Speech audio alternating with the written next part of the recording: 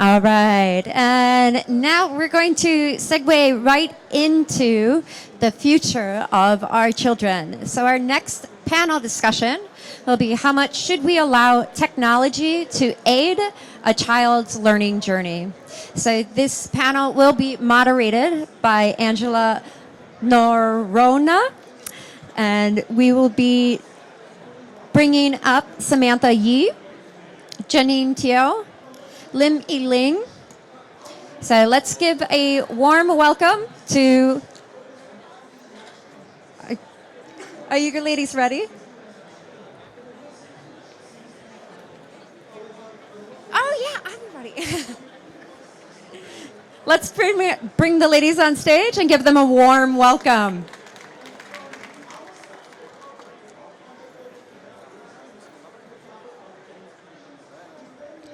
Afternoon, everybody. How's everybody today?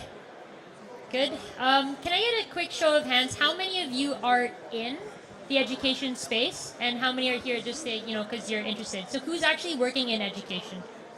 No. Okay. And the other 95% of the room are just parents with kids and want to know how much to limit the iPad time. All right. Thank you for joining us. You all have eyes, so you can see this is a rare all-female panel. I'm loving it. And so you can see that the topic for today is how much should we allow tech to aid a child's learning journey? But we were talking backstage earlier, and I think we can take this conversation to a lot of other interesting places as well. So we'll start with this. This is what everybody came for, but there's so much more to this topic, and I'm excited to get into it. But first, before we start, I'd love everyone to introduce themselves. I'll start with myself. I'm Angela. I'm here because I spent the last 4 years working at edtech startup Cialfo, and it's software that we sell to schools and to education businesses to assist with the college applications process. So there's a lot of deadlines, a lot of complexities that people don't understand, and we think that diminishes college access for a lot of people who don't know what their options are, and so that's what the tech is for. I now work with Endeavor, which finds and supports high-impact entrepreneurs around the world by giving them access to capital, to mentors, and to market tactics. Right? So joining me on stage, we have three lovely ladies. We'll take it in turn. Hi everyone, I'm Sam. I'm from Saturday Kids, and Saturday Kids is known, I guess, shorthand would be we're a coding school for kids. So we're Singapore's, what we believe to be Singapore's first coding school for kids. We were launched in 2012, and we also believe we're the largest as well. We have about 2,000 students every year. But coding school for kids is actually a kind of shorthand label we're not very comfortable with, because I think when you tell parents, oh, we're a coding school for kids, they first and foremost think that you're this kind of factory for churning out the next generation of Google engineers, or you're going to make the kid this genius software developer at age 10. And that's not what we're about. We're not about giving kids technical skills and building their resumes, although that is important. But what we really want to do is use coding as a medium for kids to ultimately learn to be curious, inventive, and resourceful, and most importantly to be self-directed learners, because this is what we feel are important mindsets and skills for the future that they're going to grow up in. So that's what we do, that's what we believe in, and within Saturday Kids, I run our international business. So as I mentioned, we've been in Singapore for 7 years now. We're now looking to grow overseas, so I run our Japan office. We're also expanding into China and a couple of other markets. And I also double hat by helping run a lot of our social impact programs, which is how we use tech and we use these coding classes and bring them to kids who don't really get a chance to have access to these programs on their own. That's something that's very important to us, and so that's something I spend quite a bit of time on as well. Thanks, Sam. Janine?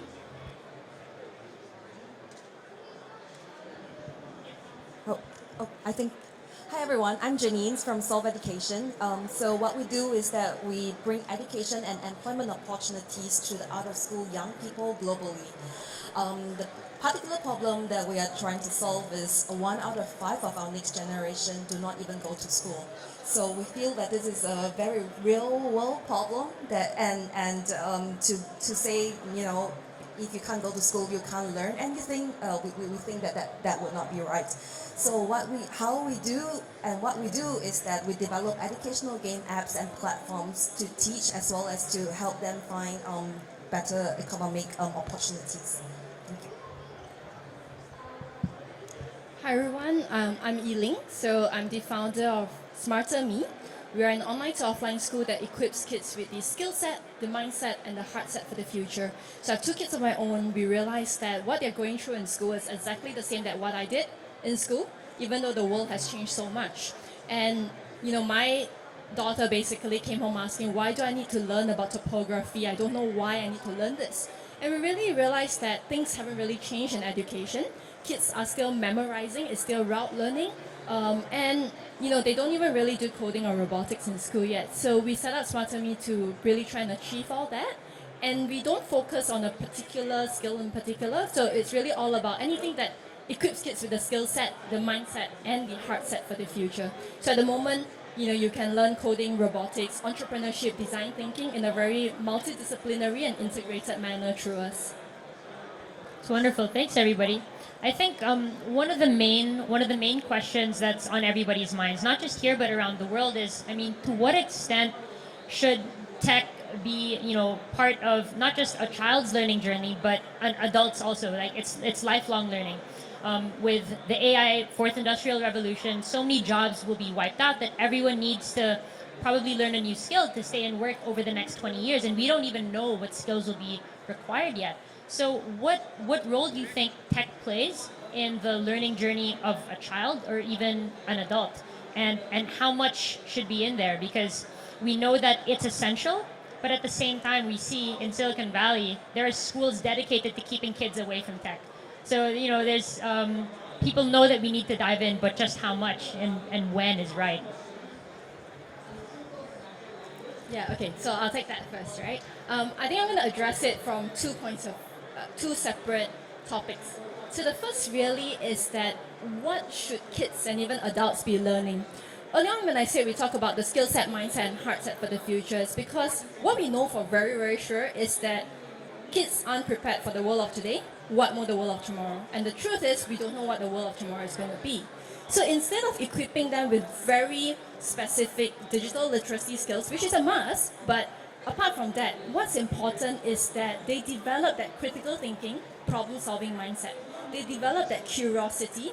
They develop that empathy, right? So when they see a problem, instead of just complaining about it and saying that nothing can be done about it, which is really what a fixed mindset is, they are taught, or they start developing that ability to question, how can I change it?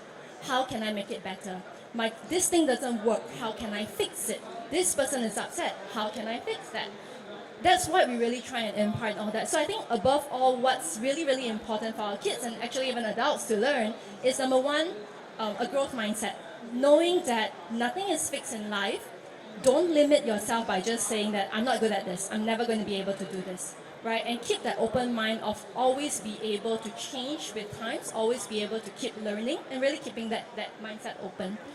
So that's one on what they should be learning. Secondly, on tech. Now, a few days ago, I was overseas and my 10-year-old daughter called me. So I don't know how many of you here have kids who play Minecraft or Roblox? Anyone here? Minecraft, Roblox, right? Okay, so this is basically a multiplayer game. My daughter plays it, they build stuff in it, and she called me crying and said, "Mommy, I got scammed." So what happened was a boy, well, he might not really be a boy, but someone who was pretending to be a boy was really nice to her in the game and basically told her to transfer some Roblox money over to him, just to lend it to him and so he can buy something and he'll return it to her immediately. So it's really nice to her and so she did that. She transferred her, it's basically fake money that she earned while playing Roblox. So she transferred it over to him. And right after she did that, he said in all caps, he typed out to her, "Haha, you just got scammed." So she called me and she was crying and crying. I was heartbroken, but ultimately, instead of, you can take two actions there, right? One is say, stop it, no more playing from now on, this is too dangerous. The world out there is too dangerous for you. Or the second thing is, how can we learn from it? And of course, being in tech myself, I have to take the second route, right? I think the real question is the balance question. How many of you here will not leave your house without your phone because your emails, your communication, Slack, Asana, whatever it is in your phone. Google Drive, whatever it is in your phone. Wait, none of you? Okay, I mean, definitely me, right? But how many of you also think that we are developing an addiction to social media and that mindless scrolling is becoming concerning? Absolutely. Yeah. So I think that for technology, there's the good and bad. But technology is here to stay. How can, the question for us, I think, from my point of view, is how can we turn ourselves and our kids from consumers, passive consumers, into creators, right? Passive consuming could be YouTube, could be Netflix, could be social media, into creating, which I think is what all of us here are doing, right? And even if you look at the tech moguls out there and how they limit that time, it's all about limiting passive screen time, limiting entertainment, limiting social media. As a mom myself, I find you're constantly riddled with guilt. Because you hear other moms at the school talking about, oh yeah, no iPads ever, and I'm thinking, how? How do you have dinner like when you're out with friends and manage to talk without like anything? And so I mean, I think I've been guilty of at least using the TV during like to be able to have a conference call and have them not screaming. But I completely agree that on the other end, it's about making it be active rather than passive learning. And I think that plays a lot into what you guys do. So I'd love to hear. Oh, so there was a recent study across about 2,000 moms, and that's also over 10 countries, right? And those moms have kids between 2 to 5 years old. And it was about what skills can their kids do already. And it was, I don't know whether it would be surprising to all of you, 1 out of 5 kids can operate a smartphone application independently. And that is almost twice the number of kids who can tie their own shoelaces, right?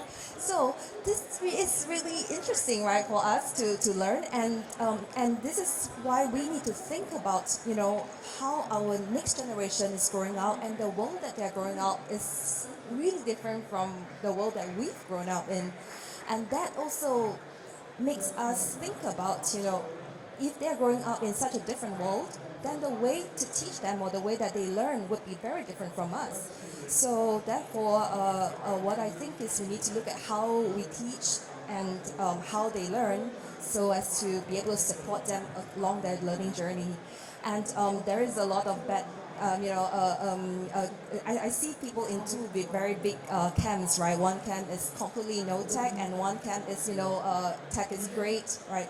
And I can't help thinking, how about, a middle ground, kind of like what you said, a balance.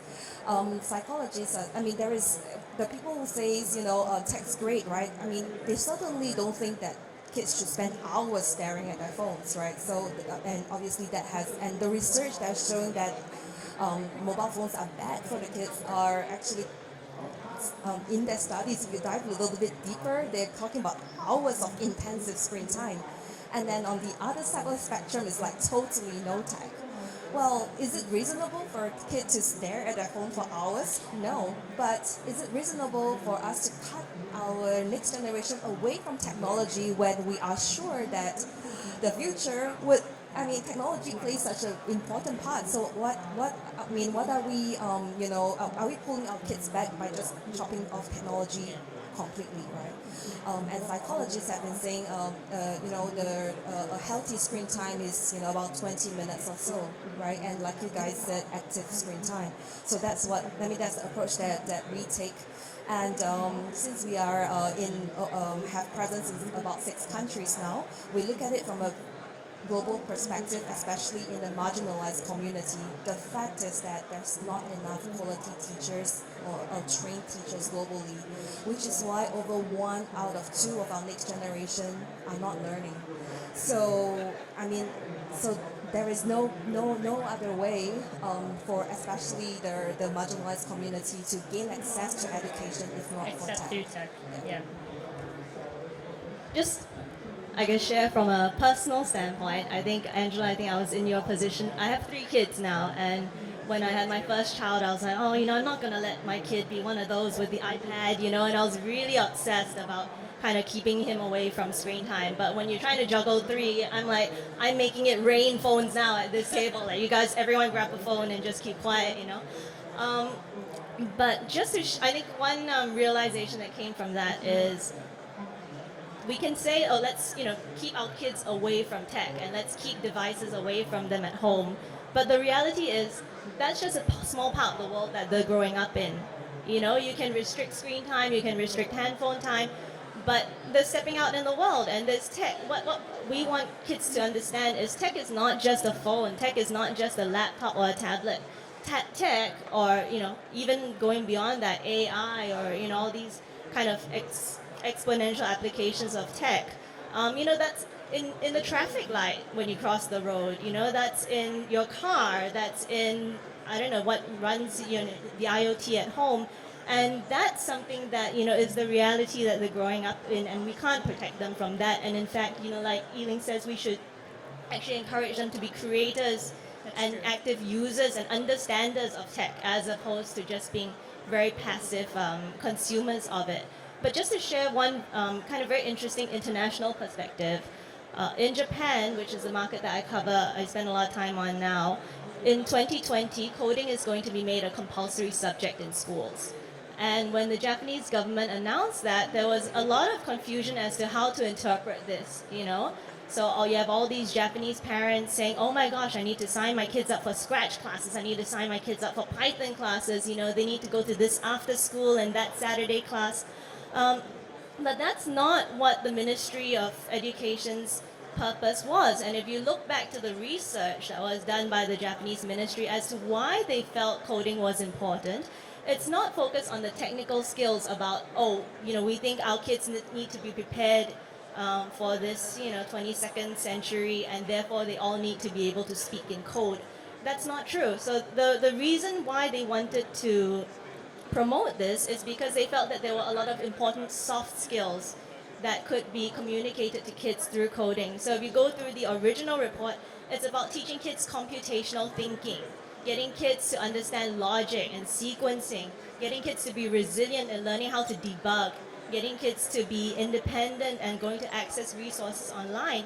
And so now the way it's being taught in schools, it's not that we're going to add another subject called coding, not English, math, science, coding, but there's going to be coding in every single core subject. So in your English class, every year you're going to have X hours of learning English through coding. In your art class, in your music class, in your math class, there's going to be how do we use coding or how do we use tech to give us another understanding of this subject, and one that is very relevant for this future that we're growing up in. And I think that's the right approach. It's not tech standalone, but how we weave that into our broadest skill set of knowledge and understanding of the world around us. I completely agree. I think it's how you think about things, and even the computational thinking, you can get it from wooden blocks and walking in nature and talking about those things in the right way, and not necessarily from tech. Like I think my husband was teaching my son capitals of countries, and we were doing it on maps, and he first learned to use Google, and he was typing this at 2. By typing out a country's name, I said, look what happens when we type China. So we typed it out and he pressed enter, and the magic in his eyes was just like the flag came up. There was something about he saw the capital city, which he knew, and he was just like, this is so cool. What is this thing? And so he started I think it's about that. It's get them excited about learning and thinking about the world that we live in today, all the ways that tech is applied, and you're right. It's about ingraining that in all other subjects. It's finding efficiencies.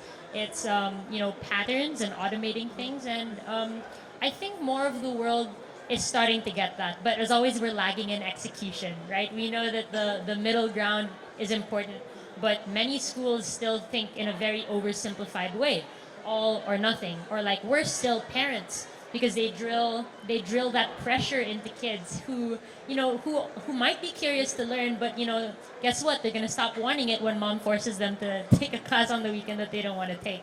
So I think there's so many attitudes that need to be unpacked. One of the things that I found interesting that we were talking about backstage was, given that we know it's so important for people of all ages to be aware of how tech works and to know how to navigate a landscape that's changing, right? Like you said, the tech we learn today might not be the tech that's useful in 5 or 10 years. So how do you future-proof it, right? Like, how should people be learning now in a way that's not going to make what they've learned obsolete later on? One of the things you said is a growth mindset. But the other thing is, I think infrastructure-wise, are the investments going into the right places? You know, what are the pieces of the puzzle that we're missing?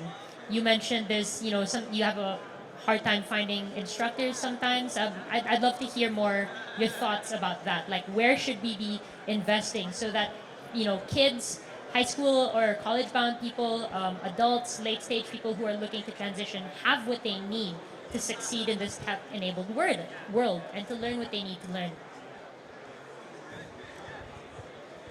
Well, so I should start first then. I think that education is a very big word, and there are so many contexts, right? When we talk about education, there is mainstream education, informal education, education for special needs, and also across different age groups. So I would say that in terms of investments or fundings, right, you really have to look. I mean, what's really most important is the product market fit of the organization or the company, but also where the need are, right? Something that's not only us, but I've seen some interesting work being done in the silver generation in Singapore, done by this one of a net tech company that we partner with. So they put kind of these sensors on the head and have the older folks do cognitive training games on their apps and track their brain activity to improve them and kind of looking towards curing dementia. So that's really interesting. And for us, we deal with the children and youth who do not go to school, right? And that's a very specific context as well. So they are not able to go to school no matter how many schools you build or how many teachers you train, because they have to work or they're already married and so on. So in that case, in our context, right, we really need to focus on how do we teach through mobile device, and how do we teach people who do not have the intrinsic motivation to learn, and that's like our niche, right? And then there are also other players who are particularly applied to children who are in school, and then there are also other players that are whose application is vocational training, or how do we retrain people for new industries to come. So I would say that each sector has its own place. If that makes sense. They're all important. Yes. So if I may add on, I mean, I think fundamentally what went wrong with learning is that we've all lost the desire to learn. And that's really a function of how education has been since young, right? We were taught to memorize, we were taught to really memorize all these formulas and everything when we don't really need to use that anymore. And because of that, we've viewed learning really just as a mean to get to a certain point, which is to get in a good university and to get a good job. And it kind of just stops there. But what if we could change all that, right? If we could change the way that kids was learning by showing them really how this, whatever you're learning, whatever topic it is, how does it apply to the real world? Like Sam was saying earlier on, right? Technology, how does it function in traffic lights? How does it function in the app that you're holding? How does it, how does a bot really work, right? If they know that, and I've seen how kids who actually are exposed to that, being given permission to ideate and to think further, they inspire us more than we inspire them. And that's another story. But basically, I think that fundamentally we need to change the way things are delivered. The way we've taught kids and the way kids learn. If you can keep that motivation and inspiration all on, do we really need to be afraid of them not being able to pick something up new when the world changes in 10 years' time? I mean, the reason why all of you guys are here is because definitely there's something that you want to learn out of Athlon. Something that you think you will gain out of any of the talks here. You're learning because you are interested in it. And that's what we need to be doing for our kids as well. Maybe I'll be a little bit controversial, I say, because so recently I've been talking to our Minister of Education in Singapore as well as the ex-president, of SMU, right? And education today, they are trying to change, and the educators in the formal education do recognize that growth mindset and curiosity and other soft skills are important. However, execution is another part, right? How do you execute soft skills training at scale when teachers are humans, and soft skills almost, to be able to teach soft skills, you kind of need to have the soft skills, and this means training from a young child. So to create or to train the next generation of teachers who are well equipped to support that, almost take a whole generation. Right, so I think educators today in many countries are really strongly thinking hard about this. It's just in school, in How to school do it. execution, it's really hard. Like just like what Samantha said, it's really hard for her to hire trainers. It's easy for the Japanese government to say, I want coding in English and so on, but how many English teachers can actually teach that, right? So, yeah. Yeah, part of this is capitalism at work, I guess. It's like the same way that we hero, investors and founders, and there's all these there's like shining halos of light around them. Like we only feel that way about teachers on Teachers Day, and it's such a shame. Like there's so many teachers who are running on caffeine and motivation alone, and like they're fueling activities in their class out of their own pocket because they don't get the budget from the school, and it's so hard. It's so hard when you're already a good teacher in a school, and what you're saying is it's also hard. There's not enough of those good teachers. So I mean, is government the only solution to this? Because the first obvious solution is, bigger budgets so that there's more funding from like a state point of view. But who are the businesses who would be incentivized to do this? I see that shaking head. I love shaking heads. Go for it. So there's a company in China, and this is something I think that where technology plays a big part, right? And which is really personalized learning. I know that word gets thrown around a lot. How we execute that is different, right? And hasn't been proven, there's no clear winner yet. But there is a player in China who has done some form of personalized learning, and using that, basically a kid can be learning all these things online, a combination of online and offline, does a couple of assessments, and throughout that whole thing, you pretty much have a huge mind map. Just imagine a mind map with all those different balls in it, right? And some of it are flowing, some of it anchors in differently. And as and when a child learns a certain topic, one of that boxes lights up, which is that they've achieved that milestone and they can move on and everything. We all know as educators that kids all learn at different paces, they all have different interests. The problem is that we don't have enough teachers to monitor, we don't have enough teachers, and we really just don't have that enough hours and capability to deliver personalized learning on a one-on-one basis. If you run a class before, a 1 to 10 or 1 to 8 is actually already hard enough, especially you want to make that learning meaningful. But I think that's where technology can play a huge part. So what this company does in China is that students consume that on their own, 70% online, 30% offline. There are also centers whereby they can then go and seek extra help, personalized in-person help, collaborate with each other, which is really important. And I think that's where investments need to go in, building that technology to enable personalized learning. What company is that? Just for the benefit of the. That's Squirrel AI. Okay. Okay, maybe just to add, I think there's a very big. For me, I see a big gap between where I would like to see the money to go and where I realistically expect the money to go, right? So where I would like the money to go would be kind of 3 areas, right? In teacher recruitment and training, because end of the day, they are delivering the curriculum to the kids and responsible for that learning experience. I would like the money to go to parent education, right? So that parents have realistic expectations as to what their kids should be learning and what are kind of the rights and wrongs of learning coding or learning tech. And the third is I would like to see, I think like what Janine is doing, the education being taken to kids who don't usually have access to this, right? Underprivileged kids who are in rural areas and so on and so forth. Kids that just can't make it to a classroom. And that's where I'd like to see the money go. But as a former investor, I know that money is going to go where money can be made, right? And I think that's always been a fundamental issue with education is how do you measure the returns on investment? If we say we want to give kids a mindset or a skill set that is going to help them for the next 20, 30 years, set them for life. How do we measure that in monetary terms today? All right, so as an investor, perhaps the easiest is to invest in technology, because those are products that you can sell. You can measure their success. Exactly, and so going back to your point, who then can help take this to, who are the people who can step up and ensure that money goes to where it should go and not where it can generate the most returns? Obviously, we've seen governments do that, and we're very heartened by it. I'd also like to share, I think for us quite heartening is we've had a lot of inquiries from corporates. So a lot of the big tech corporates have come to us and said, look, we want to give back to the community. We have the budget to do this.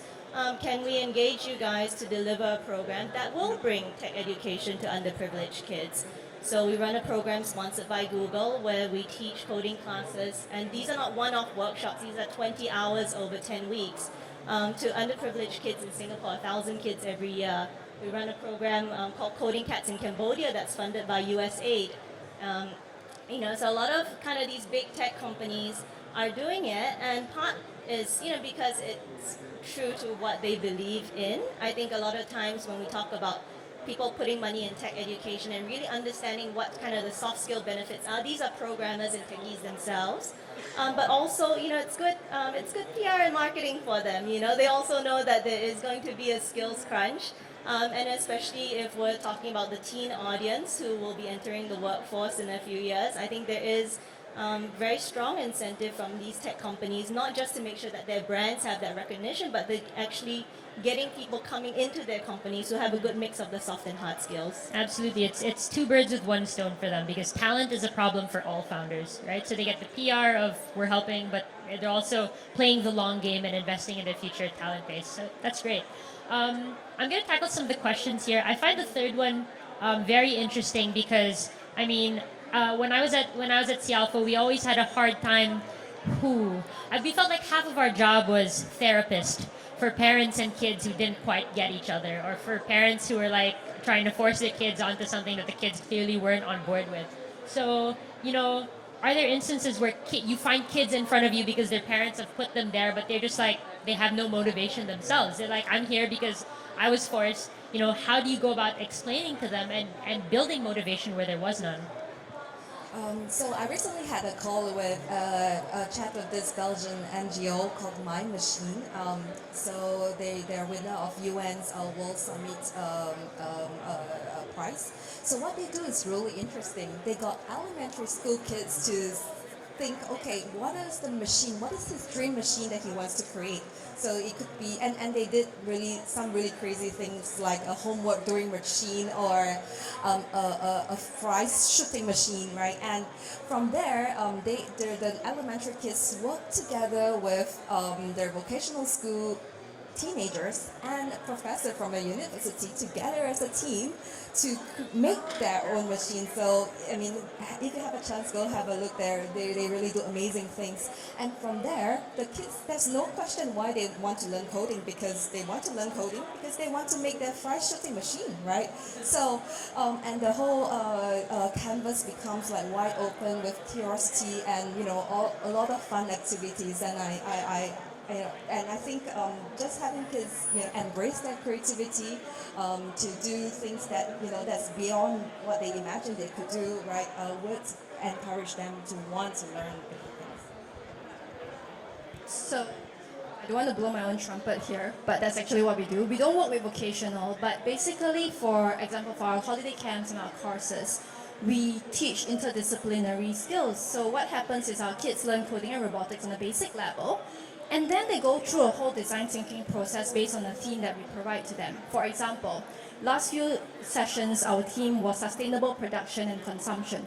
And as you know, that topic can go in a wide variety. It could go on food consumption, it could go on energy, it could go on animal preservation, really, even fashion is another topic. From there, our kids actually start thinking of what are the problems associated and arising or related to sustainable production and consumption. They then learn how to ideate. They come up with all these crazy ideas. We've had kids who came out with, an energy-saving app that detects the moment you're, based on your GPS, you're a distance away from the house, it will automatically switch off the lights and the aircon in your house. We've had kids who develop games designed to increase awareness about the use of animals in testing in beauty lines and products. We've had kids who basically, design really all sorts of different apps and products and robotic tools. And that's where it comes in, the tech and coding and robotics part, is that now that they've got that idea that they want to build, we then help them use coding and robotics skills to actually prototype. So I think, again, it draws back to that whole circle of how when they know why and how they can apply it, their interest is there. Just to add, I mean, to be fair, it's very rare that we see a kid who doesn't want to learn coding because they come in and they think, wow, I love games, I love phones, and most of the time it's a forbidden fruit, right? So now my parents are actually putting me in a room where I get to play with games and computers and phones all day long. Like, this is great, right? But we do have some kids who come. A lot of kids do come, and then they don't really understand like what it's all about. And I think one important message to drive home to them is, even if they're not programming, they're not writing out lines of script, they're coding in everything they do. So when we work with some of the youngest kids, who our 5 to 6 year olds, for example, the first thing we do to introduce them to coding is we get them to choreograph a dance. You jump forwards 2 times, you turn around 3 times, and they do this dance as a group, and then we're like, well, you're coding. That's fundamentally what coding is. Instructions and then execution. Exactly. I think you're right too. I think kids are natural scientists. Every day, Ryan asks me, "Why is it daytime now?" I'm like, explain the whole, Earth's facing the sun, but why is it nighttime in New York? And you explain, the motivation is there, and I think we probably as parents, when we don't have time for them, can kind of kill it by not encouraging them to ask questions, or like in school, and it's sad because it's like, if you think about where kids spend most of their time, right? It's with their parents and then at school, and the question is, are those adults helping them think about tech in the right way? And some of the other interesting questions here about, I guess, they're all about where do you draw the line, right? Up to what point is it engaging and is it good, and when does it lead to addiction or stress or the nightmare of everybody, like safety, finding someone online who's just gonna lie to your kids? So the interesting about stress, this is a space that I've been looking at a lot. Actually, in the last year, we are coming out with scoping up a project with KKH and the NIEC, the early childhood people, to especially to address stress when it comes to kids and today. Primary one today in Singapore is quite a stressful place because all the kids are coming in expected to learn at a certain level already, right? And years kindergarten, pre-primary is not compulsory, so there are more how should I say? There are more competitive parents, well-meaning parents would put their kids through a lot of extra classes, and when everybody comes into primary one, there are people who are already well ahead of this curve, and then there are people who are really starting out. So that causes a lot of stress in our children today here. So what we do is that the project scope is to use technology to create social, emotional intelligence and resilience in kids by putting them through different scenarios in a game form itself as well. And so in different games, we start by getting them to recognize what is feelings, and working with a third-party character or their pet.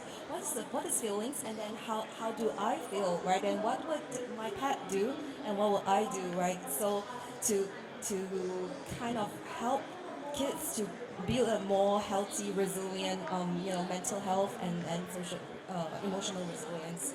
So that's a very interesting project.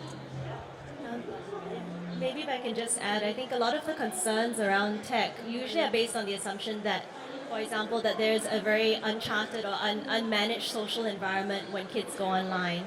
And another is that, there's a lot of sensory overload, right? It's very ADHD, you're kind of like being bombarded by all these rapid images and sounds and so on. But I think, and those are very real fears. I don't mean to downplay those, but I think it also overlooks the fact that for a lot of the kids, and a lot of kids that we deal with, this time that they have in coding, this time that they have tinkering with tech, is actually their safe space. You know, it's their happy time. And it's a time that allows them to focus and concentrate and shut out the world. So, for example, in this Google program that we run for underprivileged kids, we had a kid. So, one year what we did was we used microbit. And so the kids are supposed to program this little microbit robot of their own. And one of the kids at the end, he came to us, and he's about 13, you know, so he's right at that age where he's dealing with a lot of stress in school and stuff. And he said, you know, it took me 18 tries to debug my microbit, and I did it, you know, and it took him a long time. But during that time, he was in the zone. He was working things out for himself. He was shutting out distractions, and he was committed to doing something that he wanted to do, you know. And I think that's a very healthy side of tech that we don't see very often, and we should also encourage and not just say, oh, it's scary, let's back away from that, you know, but let's bring out more of the good in tech. Yeah, I think at the end of the day, the easiest gauge is try as much as possible to do it with them.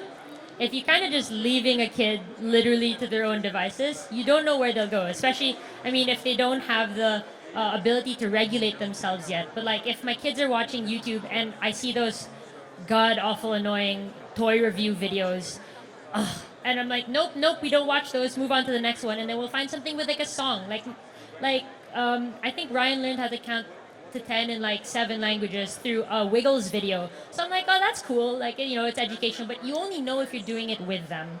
And the same thing about safety, because no one can message them if they're doing it only through your phone. I think it's a hand-in-hand thing, and you'll always feel when you're going too far or not far enough. And yeah, I don't think anyone's written the book yet on. Well, actually, no. The American Psychological Association said no more than, I think, yeah, no more than 20 But minutes. there are also a lot of other products like child locks and so on to Yeah, manage or kids mode.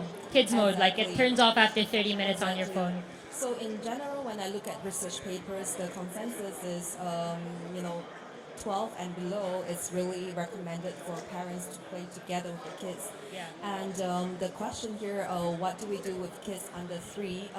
And from the papers that I read as well, below 3, we really recommend not so much of tech, and really at that point it's really really early childhood pedagogy, right? So parents and the environment around them really would spur their learning. And then when they reach to like 10 to 12, it's still a lot on the parents. And then after which they change from andragogy to from pedagogy to andragogy, right? So where their learning actually would be more efficient when the people around them learn. So peer pressure or the peers and the friends becomes more impactful in how they learn.